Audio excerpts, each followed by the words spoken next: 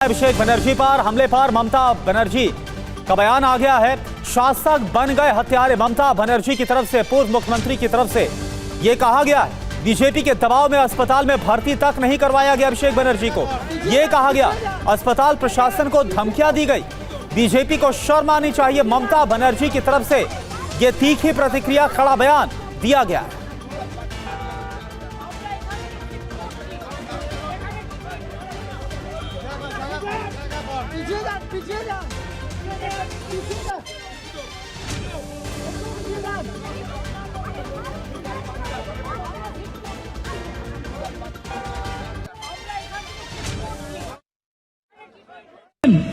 Who are they to control all the system?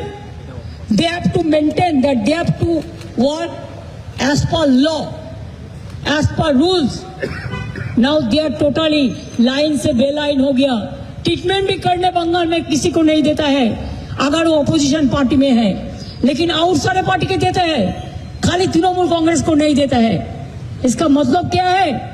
Hospital में treatment करने के लिए आया, आईटीयू में है, तब भी डॉक्टर को थ्रेट करके, अथॉरिटी को थ्रेट करके तो धमकियां दी गई। कई आरोप ममता बनर्जी ने लगाए। अपोलो अस्पताल ने क्या कहा ये आपको बताते हैं। अभिषेक बनर्जी के घर पर वो अब आराम कर सकते हैं, अपने घर जा सकते हैं, उन्हें बस आराम करने की जरूरत है, ये अस्पताल की तरफ से कहा गया है। अस्पताल में भर्ती करने की जरूरत नहीं है, ये भी उनकी तरफ से बयान दिया गया। तो बेलीव्यू अस्पताल ने क्या कहा ये भी जान लेते हैं।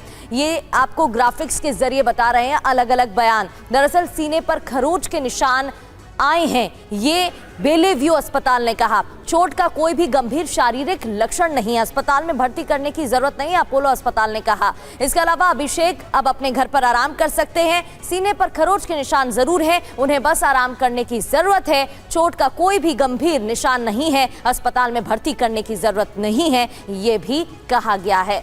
तो अपोलो अस्पताल और बेलीव्यू अस्पताल की तरफ से क्या बयान दिया गया है अभिषेक बनर्जी की हालत को लेकर, ये आपको बता रहे हैं। उनके स्वास्थ्य को लेकर क्या जानकारी दी गई है।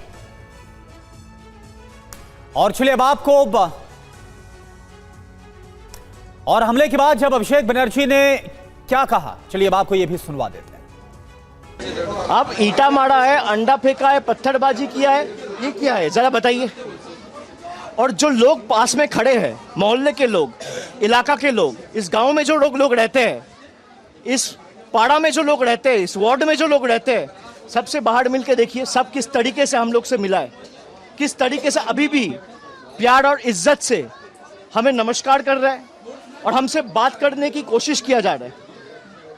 और जो यहाँ पे गुंडागर्दी कर रहे हैं उनसे जरा जाके पूछिए। हमारे पास सारा वीडियो एविडेंस है। यहाँ पास में कम्युनिटी हॉल है, सुबह 11 बजे से ले आके उस कम्युनिटी हॉल में गुंडों को रखा गया था पत्थरबाजी करने के लिए। ये देखिए मेरा चश्मा का क्या हाल किया है, देखिए मेरा चश्मा का क्या हाल किया है। मेरा एक्सीडेंट हुआ था 10 साल पहले, आंख में 7 सर्जरी हुआ है, मेरा आंख में ईंटा मारा है, मैं आंख खोल नहीं पा रहा हूं, घूसा मारा है, उसको लगा पीठ में, छाती में, हाथ में, पैर में, क्या हाल किया है। मैं एक हेलमेट पहन के जा रहा था, नहीं तो आज मेरा सर 2 টুকরা हो जाता। তৃণমূলের লড়াইয়ের মানসিকতা বিজেপি কি, ভারতবর্ষের কোনো রাজনৈতিক দল নেই, ইডি, সিবিআই, সিআইডি, যাকে ইচ্ছা আপনি কাজে লাগান, আমার জেদ আর আমার লড়াইয়ের মানসিকতা আপনি কাটতে পারবেন না। চ্যালেঞ্জ রইল, আপনার যা করার আপনি করুন। লড়াইয়ের ময়দানে দেখা হবে, রাজপথে দেখা হবে, জনতার দরবারে দেখা হবে।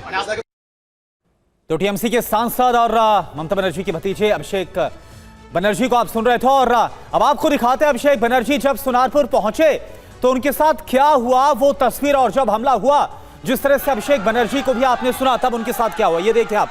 बॉडीगार्ड्स ने तुरंत अभिषेक बनर्जी को, ये देखिए आप, हेलमेट पहने हुए, हेलमेट तुरंत पहनाया, बड़ी संख्या में लोगों ने घेर लिया जिस तरह से अभिषेक बनर्जी बोल रहे हैं, और उन पर अंडे फेंके गए। और अभिषेक बनर्जी ये भी बोल रहे हैं कि ईंट से भी हमला किया गया, और जो बॉडीगार्ड्स हैं वो अभिषेक बनर्जी को घेरे हुए थे, किसी तरह से बचाने की कोशिश कर रहे थे, और फिर वहां से निकाला गया है। ये देखिए आप, हेलमेट पहने हुए आपको अभिषेक बनर्जी नजर आए हैं।